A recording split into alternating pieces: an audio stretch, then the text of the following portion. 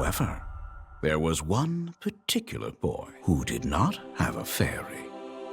Hello there, Commonwealth from here, and it freaking happened. It's real. Ocarina of Time remake is happening. It's coming out in 2026, holiday, as Nate the Hate has been saying. But the most important thing, guys, it looks glorious. It looks gritty.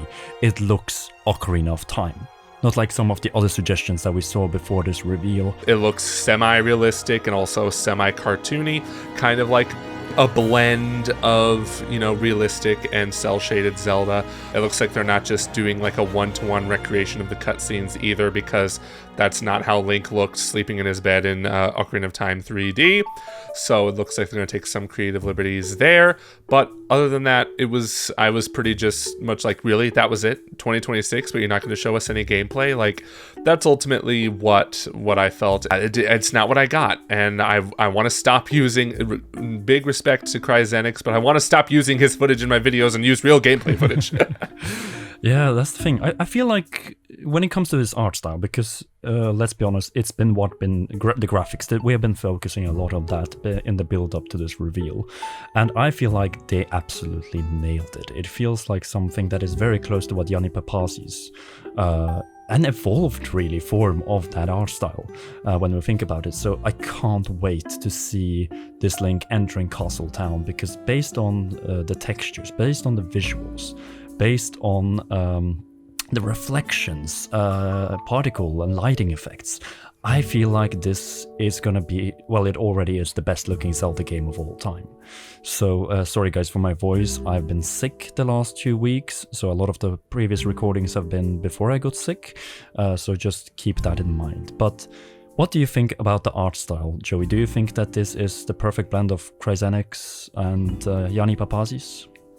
Yeah, I think it is. It's so weird. Like when I saw Link for the first time in the trailer, I was like, for some reason, this looks almost exactly how I pictured it looking in my head. I can't explain it otherwise. I like how his outfit is different. He's now wearing his hat that we see him wear like the entire game pretty much. He never takes it off. So they're taking also creative liberties with like how characters, what they're wearing, it seems. But what I really like is that it's running at 60 frames per second. I hope the full game will be able to maintain that frame rate. Would have been nice to see more gameplay, Nintendo, to get confirmation of that. I also love that there's voiceovers. These forest dwellers were called the Kokiri.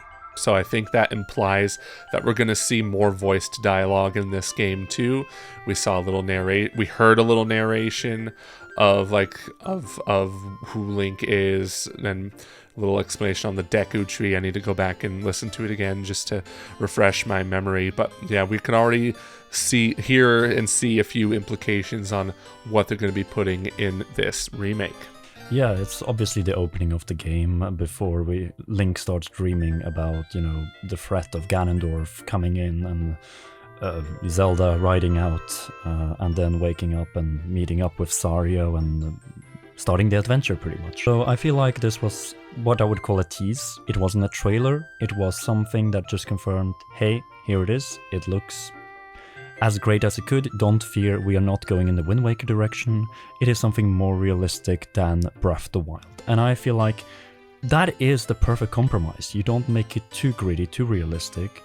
And you also create room for the next Zelda game to have its own identity, something that we also talked with Roger about, and he also agreed that this game needs to have a different identity, visual one, from the one that we will see from the next open-air Zelda game, which of course wasn't revealed now. I think it's more likely that that is being saved for 2027, and then they have maybe a 2-year build-up to the launch, which is much better than what we've had in the past. Of course, we didn't see the open world, because we know that Ocarina of Time was in many ways the first open world Zelda-ish game. And one of the things that we talked about is that loading should be gone, at least when it comes to loading from area to area when entering Castle Town or moving through Castle Town, because we all know it's been a background and loading screens galore in that area, expanding as we have been slightly suggesting in our videos, Joey.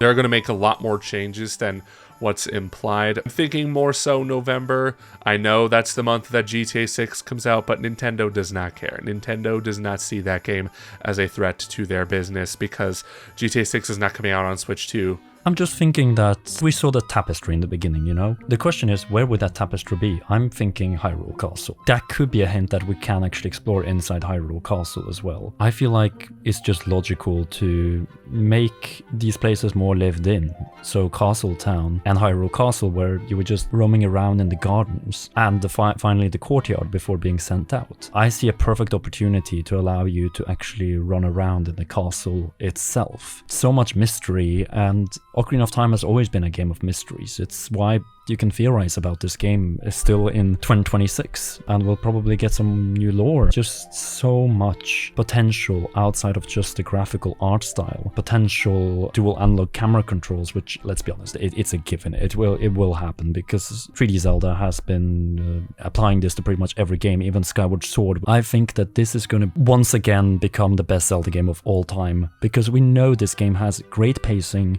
great storytelling, a very beloved art style, characters, plot twists, and great dungeons. Like, it has everything to once again be the best. Not maybe only Zelda game, but maybe game of all time again. This is why I think they're just teasing it and then blowing it out at a later stage this summer. I don't know if it's just to like protect my own expectations or whatnot. I think other than the cutscenes, this is going to be a pretty safe remake. I would love to be wrong about that. I also don't think we'll be able to explore inside Hyrule Castle until the very end of the game. I think that tapestry you were talking about, the one that's in the trailer, was just made for the trailer. I don't think that's an actual in-game asset we'll be able to look at. But well, I do think the game is opening with the tapestry though.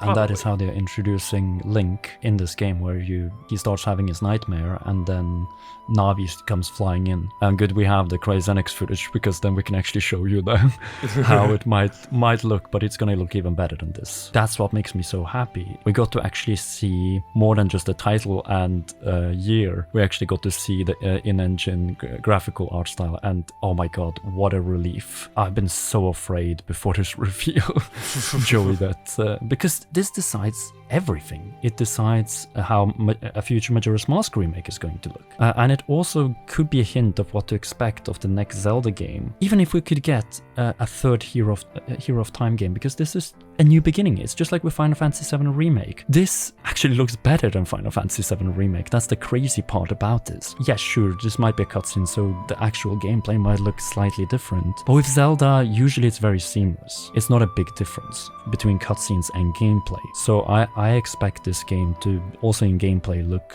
pretty much the same and be the best looking Nintendo game ever made. It's hard for me to judge how the rest of this game will look like based on just this one video of Link sleeping. I really want to see more, and I can't believe I have to wait like 3 more months to be able to see more. I guess I'll just have to play Splatoon Raiders in the meantime or something. But wouldn't you say that this art style is much closer to Twilight Princess than we have ever been before, pretty much? Like, if you look at the facial features, the hair, the textures around him, it feels like Twilight Princess evolved a little bit. Especially when we remember the Zelda HD project, you know, the Wii U Zelda tech demo. You could tell they're going for the slightly more realistic art style. I just need to see what Hyrule Field looks like. I need to see what the game looks like in the day, because nighttime and daytime lighting, two very different things. And I feel like this was just confirmation of the leak more so than like an actual bombastic reveal. And I don't know why Nintendo insists upon like announcing their games only 2 months in advance. They didn't announce this 2 months in advance, but like showing off like full-blown gameplay only like 2 months in advance if we're in agreement that this comes out in November and we'll be seeing again in September. Lots of different questions I have.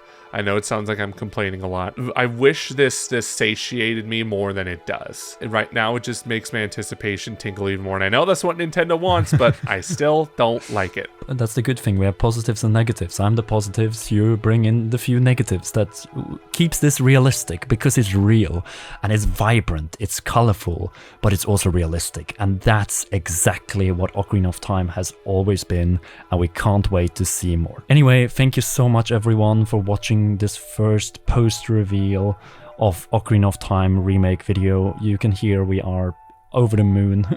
Even though, of course, the moon game will come in the remake after this one. But if you haven't already, be sure to share your thoughts in the comment section down below and leave a like, subscribe and press the notification bell, as we of course will be making far more Ocarina of Time remake videos like we've done in the last half year or so. Last but not least, a big thanks to you for watching and to all our patreon.com/commonrealm patrons. Special shoutouts go to our heroes, Cheryl, Garrett Hoy, Holly Wolf and Kintaro. You rock, and please enjoy these awesome videos.